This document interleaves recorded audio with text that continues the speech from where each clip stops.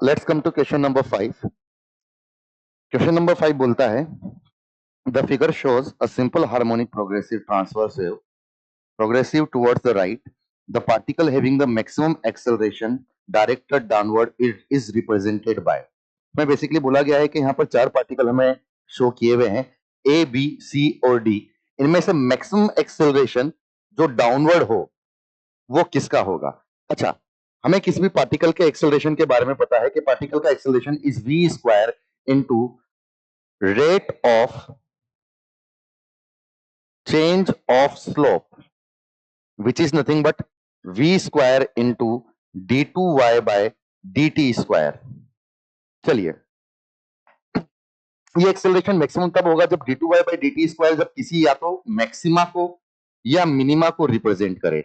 मतलब या तो मैक्सिमम एक्सेलरेशन b का होगा या मैक्सिमम एक्सेलरेशन d का होगा। a और c तो कभी भी मैक्सिमम एक्सेलरेशन हो ही नहीं सकते हैं। या अगर बातचीत करें कि इस पर्टिकुलर सिचुएशन में a और c ऑलरेडी मेन पोजीशन पर हैं, ए अपनी जगह पर एसएचएम कर रहा है, सी अपनी जगह पर एसएचएम कर रहा है, और इस पर्टिकुलर टाइम पर ए और सी अपनी जगह पर मीन पोजीशन पर है। मीन पोजीशन पर है तो इन पर कोई फोर्स नहीं लग रहा है, मतलब इनका कोई एक्सेलरेशन नहीं है। बेसिकली बी और डी मैक्सिमम डिस्प्लेसमेंट पर है तो इनके ऊपर मैक्सिमम फोर्स लग रहा है, तो मैक्सिमम एक्सेलरेशन में है। अगर बी के बारे में बात करें, क्योंकि ये वेव राइट की तरफ चल रही है, तो बी के बारे में बात करें तो बी बेसिकली अगर वेव राइट की तरफ चल रही है तो बी बेसिकली नीचे की तरफ आना चाह रहा है और डी बेसिकली ऊपर की तरफ जाना चाह रहा है। तो बेसिकली बी का जो एक्सेलरेशन है वो डाउनवर्ड है और उसकी वेलोसिटी भी डाउनवर्ड है।